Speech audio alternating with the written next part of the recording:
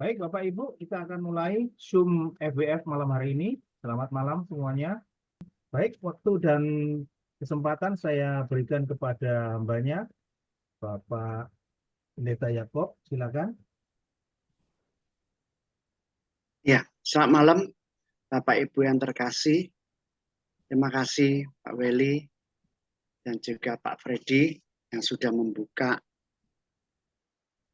dalam doa.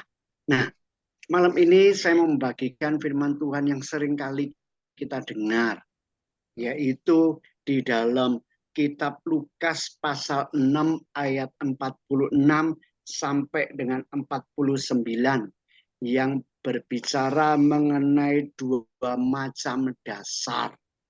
Jadi dua macam dasar. Saya akan bacakan aja buat Bapak Ibu semuanya.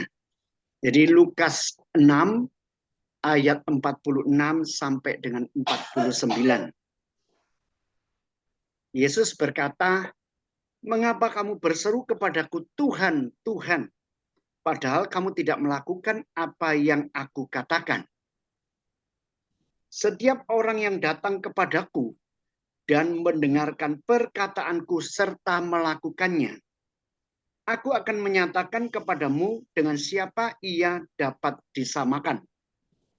Ia sama dengan seorang yang mendirikan rumah. Orang itu menggali dalam-dalam dan meletakkan dasarnya di atas batu. Ketika datang air bah dan banjir melanda rumah itu tidak dapat digoyahkan karena rumah itu kokoh dibangun. Akan tetapi barang siapa mendengar perkataanku tetapi tidak melakukannya, ia sama dengan seorang yang mendirikan rumah di atas tanah tanpa dasar. Ketika banjir melanda rumah itu segera runtuh. Saya akan bacakan sekali lagi. Ya, saya akan bacakan sekali lagi ya buat kita semuanya. Yesus berkata, "Mengapa kamu berseru kepadaku, Tuhan, Tuhan, padahal kamu tidak melakukan apa yang aku katakan? Setiap orang datang kepadaku dan mendengarkan perkataanku serta melakukannya, aku akan menyatakan kepadamu dengan siapa ia dapat disamakan. Ia sama dengan seorang yang mendirikan rumah. Orang itu menggali dalam-dalam dan banjir melanda. Orang itu menggali dalam-dalam dan meletakkan dasarnya di atas batu. Ketika datang air bah dan banjir melanda rumah itu tidak dapat digoyahkan karena rumah itu kokoh dibangun. Akan tetapi barang siapa mendengarkan perkataanku tetapi tidak melakukannya, ia sama dengan seorang yang mendirikan rumah di atas tanah tanpa dasar. Ketika banjir melandanya, rumah itu segera rubuh dan hebatlah kerusakannya." Firman Tuhan ini saya ambil ketika saya ada di Kuala Lumpur bersama dengan istri. Rencananya kami ini cuma check up 3 hari. Biasanya setiap tahun karena ada komplimen. Bagi hamba Tuhan untuk check up darah dan jantung setiap. Jadi pendeta siapa aja dari denominasi mana aja boleh check up di situ gratis, gitu. Cuman untuk check up darah lengkap dan juga untuk jantung. Nah, ketika kami di sana datang malamnya itu saya bleeding, mimisan, ya, kok ngucur deras gitu. Terus besok paginya kami mau berangkat ke rumah sakit, ngucur lagi, keluar lagi, banyak lagi. Saya istirahat, saya sumpel gitu ya kan. Biasanya kan kita ini dulu orang kampung gitu kan. Kalau udah mimisan, nggak ke atas dulu dikit gini ya, terus sumpel gitu sama tisu saya sumpel. Akhirnya berhenti 15 rumah sakit. ketika ambil darah semuanya, mau di ronsen gitu ya, mau di CT scan, tiba-tiba mimisin lagi. Akhirnya kami diobatin. Punya saya ini diobatin, bleedingnya. Kalau besok, kata dokternya besok kalau bleeding lagi, kamu kesini lagi ya. Oke, ternyata besoknya bleeding lebih kenceng lagi. Tapi kami nggak sempat ke sana. Besoknya, 2 harinya baru ke sana. Diobati, akhirnya dioperasi. Dan istri saya juga begitu, di check up. Habis operasi hidung saya ternyata sudah sembuh ya, sudah mampet gitu. Nah, istri saya ini check up darah semuanya aman. Ternyata ada benjolan di dalam payudaranya. Akhirnya disuruh mamograf breast, mamograf. Jadi lebih dalam lagi gitu ya kan. Akhirnya diperiksa lagi. Dan hasilnya diperiksa dinyatakan bahwa benjolan itu 90% cancer. Wah, kaget itu. 90% cancer. Jadi kami konsultasi di situ sama dokternya. Besoknya kami datang lagi. Cari dokter lagi. Dan dinyatakan memang ini tanda-tanda cancer. Besarnya itu 1,7 cm kali 1 kali 1 gitu ya. Segede kacang gitu ya, segede kacang gitu. 1 cm, 1,7. Akhirnya cari alternatif dokter lagi, periksa lagi dokter.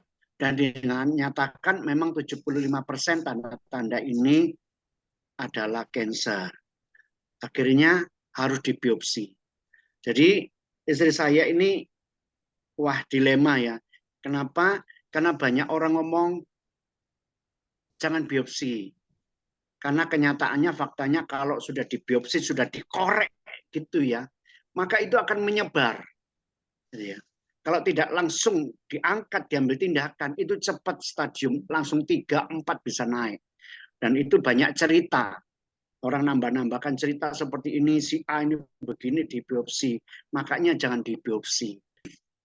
Jadi memang dikatakan cancer harus cepat diambil. Gitu. Jadi ya sudahlah kami sepakat untuk dibiopsi. Tapi tunggu antrian dokter. Nah, selama tunggu itu istri saya puasa. Ya, puasa. Terus kemudian malam hari kami tidur, saya tidur ya. Bayangkan payudara, ya buah dadanya perempuan itu diangkat. Saudara bisa bayangkan. Jadi semuanya bicara, udah cepat diangkat, aman lah kalau diangkat gitu. Nah, waktu malam kami tidur, saya gelisah ya, Tuhan apa ya maksudnya? Tiba-tiba malam itu diingatkan, nah firman Tuhan yang bunyinya, rusa yang manis, kijang yang jelita, biarlah buah dadanya selalu memuaskan engkau, dan engkau senantiasa birahi karena cintanya. Wah, saya diingatkan tentang buah dada. Ini maaf ya Bapak Ibu ya, ini kita sudah orang tua semuanya. Kita ini berhubungan dengan istri, itu ada kesatuan, intimacy. Satu. Saya baru tahu, beberapa waktu menikah, saya baru tahu itu namanya intimacy. Intimacy, kesatuan. 2 jadi 1. Jadi saya ingat, melalui buah dada ini, suami istri itu menjadi 1.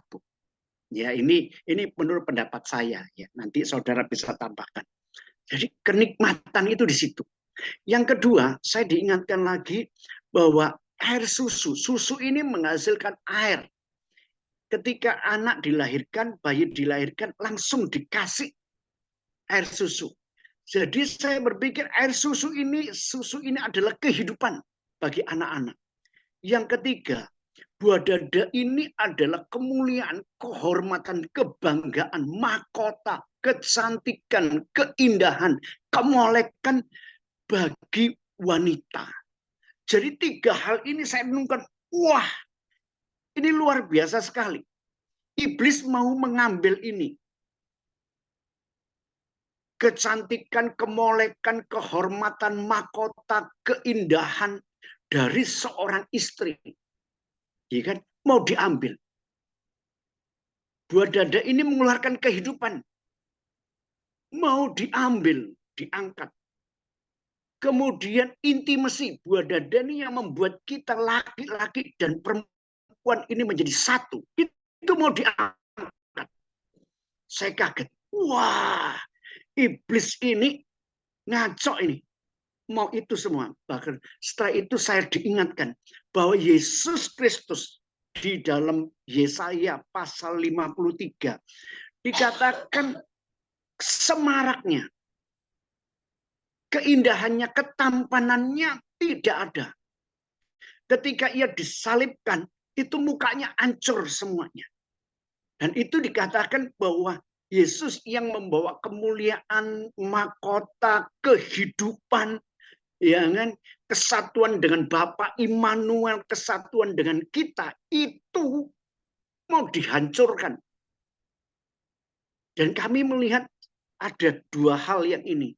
Jadi yang satu, istri saya mau diambil kerusakannya di dalam tubuhnya ini, buah dadanya. Terus kemudian Yesus disalibkan, itu rusak juga. Jadi sesungguhnya saya berpikir saya mendapatkan sesuatu, revelation, bahwa Tuhan semuanya sudah mengambil, menggantikan kemuliaan, mahkota, kebanggaan, kemolekan, kecantikan, kehidupan, bahkan intimasi ini yang seharusnya ditanggung oleh perempuan, oleh kita yang berdosa. Yesus Kristus sudah ambil di dalam tubuhnya yang disalibkan. Kemudian dikuburkan pada hari ketiga, bangkit dari antara orang mati. Sehingga tidak punya kuasa lagi iblis terhadap tubuh daripada istri saya. Kenapa? Karena sudah ditanggung oleh Yesus Kristus. Jadi tubuh ini, buah dada ini tidak boleh diangkat. Tidak boleh rusak. Harus ada di tempatnya. Kenapa? Karena Yesus sudah melakukannya 2024 tahun yang lalu. Maka saya pikir, ayo langsung saya bangun. Ayo kita bangun. Yuk, gitu. Aku mau doain buat kamu. Gitu. Maka saya pegang dadanya, payudara sebelah kanan saya pegang, terus saya berdoa. Saya confess, saya deklarasikan bahwa buah dada ini, mahkota kehidupan, bahkan intimasi, Tuhan sudah ambil semuanya itu, Tuhan sudah gantikan. Dan iblis engkau tidak punya hak lagi atas payudara ini. Di dalam nama Tuhan Yesus Kristus engkau harus lepaskan buah dada ini, tubuh ini dari istriku. Engkau tidak punya kuasa lagi dan engkau tidak punya hak lagi dalam nama Yesus. Selesai. Nah, tapi kan belum dibiopsi. Ya kan? Istri saya mulai search, mulai tanya, didoakan teman-teman. Nah, ini Pak Juni ini doakan tiap hari. Teman-teman semuanya doakan tiap hari. Ada doa semuanya dinaikkan. Istri saya puasa. Saya tinggal menanti kapan dibiopsi. Akhirnya kami memutuskan untuk dibiopsi. Akhirnya 5 hari kemudian dibiopsi. Setelah dibiopsi harus tunggu lagi 5 hari lagi. Akhirnya kami kembali ke Jakarta. Kembali Jakarta, tunggu hasil biopsinya. Tapi belum keluar dan kami harus baliklah, sudah harus balik lagi lah ke Makassar. Karena harus balik kembali ke KL, ke Kuala Lumpur. Karena itu protokolnya. Jadi sama dokternya, kalau itu hasil keluar harus ketemu sama dokternya, konsultasi.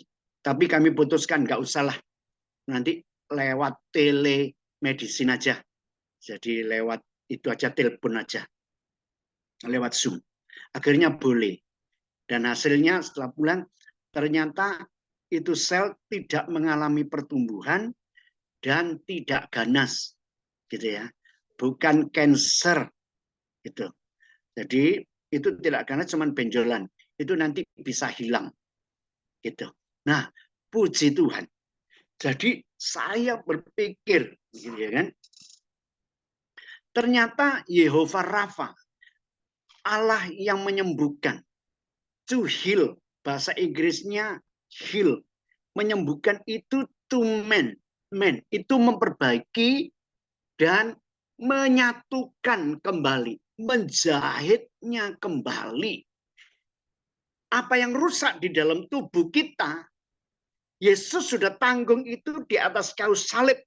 Kerusakannya di dalam tubuhnya. Jadi kerusakan di dalam tubuh Yesus sama kerusakan di dalam tubuh kita itu disatukan, dan Yahweh itu menjahitnya. Mereka itu Yehova Rafa, Allah yang menyembuhkan, disatukan, dijahit kembali. Itu artinya. Maka saya ketika mendengar itu saya berlutut, Tuhan terima kasih. Ayo kita mengucap syukur. Firman Tuhan ini adalah firman yang hidup. Gitu. Jadi akhirnya saya ingat firman ini. Wah, firman itu harus menjadi dasar pondasi yang kuat. Yesus mengatakan semuanya orang-orang ini mendengar perkataan Yesus. Ya. Tetapi tidak melakukannya. Ya, setiap orang yang datang kepadaku mendengar perkataanku serta melakukannya. Ia seumpama orang yang membangun, mendirikan rumah, menggali dalam-dalam dasarnya dan meletakkan rumah itu di atas dasarnya, di atas batu. Rumah itu di atas dasar. Dasar itu adalah firman Tuhan. Dasar adalah perkataan daripada Yesus. Dasar itu adalah Yesus itu sendiri. Dasarnya. Nah, kita ini semuanya ini mendengar perkataan. Kita ini datang kepada Tuhan. Kita ini mendengar kepada Tuhan. Tapi yang membedakan apakah betul kita percaya dan melakukannya ketika badai itu menerpa kita. Itulah yang membuktikan, itulah yang membedakan orang yang percaya, yang melakukan, dan yang tidak melakukan. Gitu. Memang nggak gampang sih ya. Ini bukan berbicara iman saya, tidak. Tapi berbicara tentang kuasa daripada firman-Nya yang dikatakan oleh Yesus. Jadi kalau kamu percaya, kalau kita percaya kepada firman-Nya, melakukannya, gitu ya kan? Maka dia akan memegang kita, dasar pondasi itu akan memegang bangunan itu ketika ada badai menerpa. Sama seperti sebuah pohon yang gede, hebat, pohon kokoh tinggi, berabad-abad umurnya, ratusan tahun. Sudah mengalami berbagai macam cuaca, hantaman badai, angin, musim gitu. Tapi apa yang membuat pohon itu tetap utuh? Yaitu dasarnya. Tanah itu memegang akarnya dengan kuat sekali. Nah, demikian juga firman Yesus tadi katakan, kalau kamu mendengar perkataanku, datang kepadaku, mendengar perkataanku, percaya kepadaku, dan melakukannya, maka ketika badai itu datang, aku akan memegang engkau. Wow, kita tidak bisa memegang Tuhan kalau semua dalam keadaan baik-baik, ya, rumah baiklah, pekerjaan baiklah, anak-anak baiklah, tubuh kita baiklah, ya semuanya baik, pelayanan baik, semuanya baik. Wah, kita ini percaya, hebat kita berbicara. Tetapi ketika hantaman badai, masalah datang, dan perkataan orang banyak memang faktanya, you harus diangkat buat dadanya. Ini semuanya sudah begitu. Mau ngomong apa kamu? Wah, itu seperti badai langsung belum menghantam kita. Namun inilah kegunaannya firman Tuhan. Saya tidak tahu kenapa orang izinkan seperti itu. Tuhan mengizinkan ada yang diangkat apa ya. Nah, saya mau cerita ketika kami sudah dibiopsi, akhirnya kami memutuskan untuk kembali ke Jakarta. Barangkali kalau diperlukan untuk datang lagi setelah hasil biopsi itu ada hasilnya, dipanggil, kami segera datang ke KL. Ya, nah kami ketemu ada teman di Lipoka di Jakarta situ di Tangerang. Ketemu teman-teman ya cukup umur ya 60 tahunan lah orang-orang itu, ibu-ibu gitu ya, ketemu. Nah, itu dulu I-Care sama-sama 15 tahun yang lalu gitu, sekitar 15 tahun yang lalu. Kita I-Care sama-sama. Nah, saya lihat ibu itu pakai selendang itu ditutupin dadanya sih, di selendang sama membungkuk begini. Langsung saya ingat, saya langsung ngomong sama istri saya, ibu ini payudaranya diangkat ya, kok ditutupin begitu? Oh ternyata memang benar diangkat. Jadi bayangkan, jadi dia malu agak nggak enak gitu, agak dihindar gitu ya, ditutupin gitu ya. Wah saya itu mendapat kekuatan yang baru lagi. Oh ini loh, bayangkan kalau buah dadanya itu diambil, kemolekannya, keindahannya, semaraknya, kecantikannya, itu tidak ada. Sedih sekali kita. Oleh karena itu, wah, ketika istri saya malam itu ketika kami tidur, firman Tuhan berbicara mengenai buah dada. Itu. Langsung saya renungkan, wah Tuhan singkapkan ini, maka saya ingat the cross, salib Yesus yang punya kuasa atas hidup kita. Makanya itu saya confess sama istri saya simpan di dalam hati, setelah doa saya simpan di dalam hati, saya tunggu biopsinya. Tapi saya tidak boleh dengar dari kata orang, saya tidak boleh ragu. Gitu. Memang apa yang saya lihat, waduh kok diangkat, ada buah dada diangkat. Saya dengar memang cepatlah, jangan dibiopsi lah, harus cepat diangkat lah. Dokternya juga begitu. Dalam waktu 2 minggu payudara ini harus diangkat. You boleh konsultasi kemana aja boleh, tapi segera kalau lihat hasil ini, kalau lihat mamograf breastnya ini, you harus diangkat cepat, gitu. Gitu. Di X-ray-nya itu mesti harus diangkat. Wah, semua perkataan itu bertubi-tubi. Jadi saya pegang aja, Tuhan, Engkau dengar ini. Perkataan mereka mengatakan semuanya pengetahuan, fakta membuktikan. Banyak berbicara angkat aman. Tapi saya berusaha, endaklah ya. Saya berusaha, Tuhan salibmu, salibmu, salibmu. Gitu. Dan hasilnya itu tidak mengalami pertumbuhan dan juga tidak ada keganasan. Itu benjolan itu ternyata ada di dalam setiap tubuh wanita yang berumur 45 tahun ke atas. Itu bisa hilang. Jadi mungkin lemak atau apa ya, saya nggak tahu lah gitu. Tapi itu. Jadi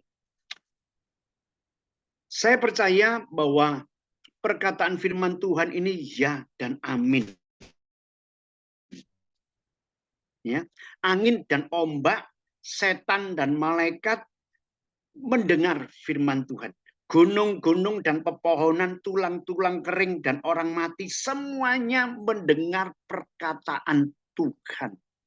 Masa kita yang hidup tidak mau dengar perkataan Kristus Yesus yang berfirman? Maka ayat ini saya bagikan lagi kepada jemaat semuanya. Supaya ayo tetap kita mulai baca lagi firman Tuhan. Meskipun ketika kita baca mau berusaha untuk ingat. Tapi lupa, nggak apa-apa. Karena ada kejadian pada waktu saya kerja di Jepang, saya istirahat, saya gunakan pada waktu istirahat, kerja istirahat, saya gunakan baca firman. Tapi ketika pada waktunya, ini jaraknya itu cuma 10 meter dari tempat saya istirahat sama dapur saya ini koki, bukan koki ya, apa itu kerja di dapur lah ya, kerja di hotel. Kerja di hotel serabutan semuanya. Jadi kalau sore jam 3 harus masuk menyiapkan makan sore buat mereka semua tamu-tamunya. Jadi ketika dipanggil jam 3 sudah jam 3, ayo cepat kerja. Saya mulai tutup Alkitabnya, saya jalan cuma 10 meter jaraknya. Sambil kerja saya berusaha untuk ingat firman Tuhan. Lupa, saudara. Saya berusaha untuk ingat, nggak bisa ingat. Waduh, saya sedih hati saya. Padahal barusan loh Tuhan, aku ini barusan baca loh. Masa sih lupa? Tapi saya terus baca, terus baca. Sampai satu hari kejadian ketika saya kerja di tempat lain. Di bos lain ya. Bos ini nakal. Lemburan saya itu, uang lemburan saya ini dipotong. Kalau 30 jam lemburnya, ya 10 jam dipotong. Setiap hari lembur. Bayangkan, setiap hari lembur itu dipotong terus, dipotong terus, dipotong terus. Sehingga hasilnya itu nggak sesuai. Padahal saya sudah catat lemburan saya ini. Berapa jam, berapa jam. Ternyata kok hilang, sekian puluh jam hilang. Tapi saya simpen. Itu 1 bulannya lagi, saya catat lagi. Kok hilang lagi? Nggak dibayar. Maka saya tanya sama teman-teman saya. Weh, guys, kamu ini kerja sudah 2 tahun di sini. Kamu lemburanmu ini dipotong loh, lemburanku ini dipotong loh. Masa sih? Ayo coba. Ini kita sudah terima gaji, kita mulai catat lemburan kita. Oh iya, dicatat bulan depan semuanya memang dipotong. Jadi teman saya 2 tahun ini sudah dicuri, diambil itu lemburannya itu berapa puluh. Akhirnya ketahuan bosnya, akhirnya memang diganti. Tapi beberapa bulan kemudian kami keluar dari bos ini. Nakal sekali bosnya. Kami kerja di tempat lain. Baru 1 bulan, bosnya ini manggil lagi teman saya. Manggil lagi. Ayo kerja, tapi bayarannya bulanan. Bukan harian. Dulu kita bayarnya itu harian. 1 hari, kalau kamu nggak kerja ya nggak dapat gajian, nggak dapat duit, hilang gitu, harian gitu ya kan. Tapi memang dibayar bulanan. Akhir bulan dibayar gajinya. Total semuanya jam, seluruh jam berapa jam, akhirnya dibayar. Gitu. Nah, teman saya, bosnya ini telepon teman saya. Bos ini mau gaji kita bulanan. Artinya kalau kamu nggak ada kerjaan ya tetap dibayar 1 bulan penuh. Gitu. Dia telepon saya, kok ini bos ini kelihatannya sudah bertobat nih kata kita. Dia mau gaji kita 1 bulan full.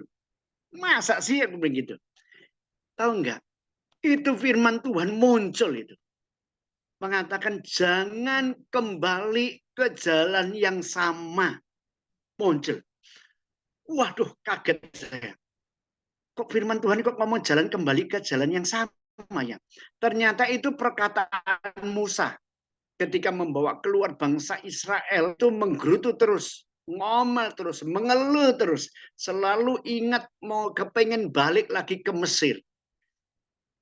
Sebelum Musa diangkat, meninggalkan mereka, Musa memberitahukan kepada mereka, jangan pernah sekali-kali berpikir untuk kembali ke jalan yang kita lalui.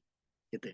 Nah itu muncul, akhirnya saya beritahukan ke teman saya, weh bosku ini mau manggil aku nih, tapi kok firman Tuhan kok ngomongnya jangan kembali ke jalan yang sama. Oh teman saya langsung bilang, kalau firman Tuhan bilang begitu jangan. Tapi ini gajinya ini bulanan, mana ada gaji bulanan. Dan saya berpikir, wah kan kami setiap hari itu pelayanan, setiap minggu itu pelayanan, di tempat lain jauh-jauh. Kami aktif sekali pelayanan. Jadi pakai duit sendiri. Jadi saya hitung-hitung, kalau 300.000 yen ya, 300.000 yen sebulan. Wah bisa beli ini, bisa bantu ini, bisa pelayanan ini. Waduh, ini jangan-jangan jalannya Tuhan ini. Tapi saya berpikir begitu. Akhirnya kami sepakat, kami terima. Ketika kami terima kerja 2 minggu full kerja. Itu kami kerjanya, maaf, kami kerjain itu kerja bikin AC. Apa cerobong AC, ducting gitu ya, ducting. Cerobong yang besar-besar itu ya, yang di atas itu yang kalau kita ke mall di parkiran itu kita bisa lihat itu kotak-kotaknya yang besar-besar. Nah, kami bikin itu, merakit itu. Jadi masang, merakit, masang itu di atas itu. Kami kerja 2 minggu full. Setelah 2 minggu dikerjakan semuanya sudah tidak ada kerjaan lagi. Sebulan kami terima gaji, akhirnya yang dibayar cuma 2 minggu. 2 minggunya tidak dibayar. Akhirnya kami minta, teman saya minta, loh bos katanya janjinya 1 bulan, gajinya bulanan. Boy, mana ada bulanan? Ya kamu kerja ini sekarang nggak ada kerjaan 2 minggu, masa saya harus bayar 2 minggu? Mateng kon. Akhirnya itu loh. Jadi saya sudah ngomong sama teman-teman. Nah, firman Tuhan ini benar sudah mengingatkan jangan pernah kembali ke jalan yang sama. Oleh karena itu, malam itu kejadian ketika sama istri saya mulai ingat.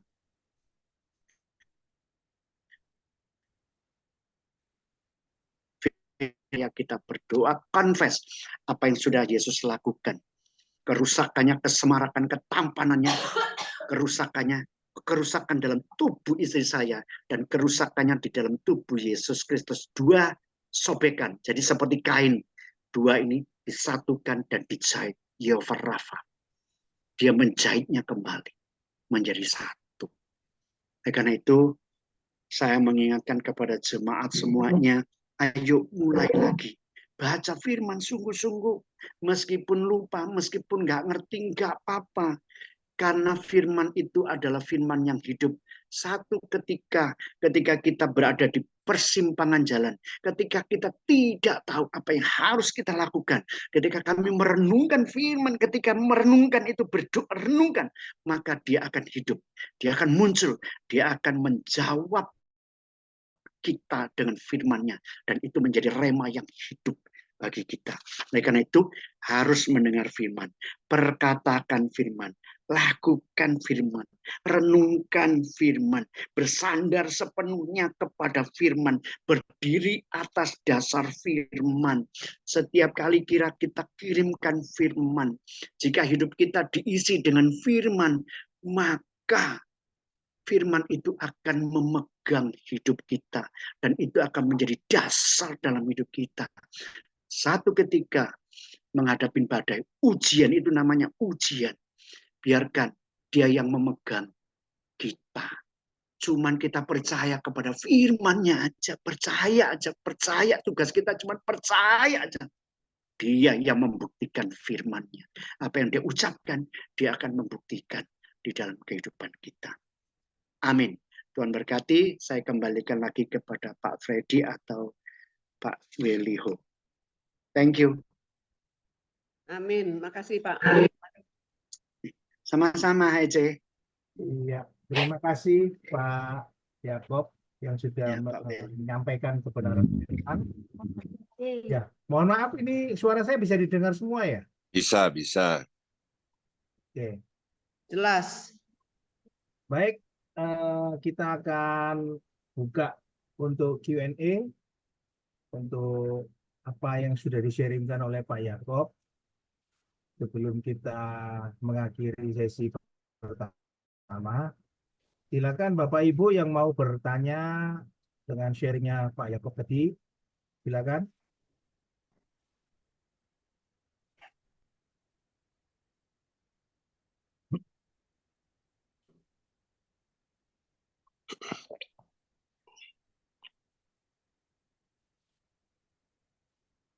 Pak Freddy mau bertanya atau Pak Robi?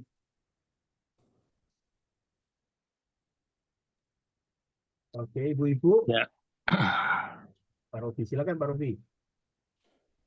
Ya, Kak Willy, terima kasih. Shalom, terima kasih firman-Nya Pak Pendeta Yakob.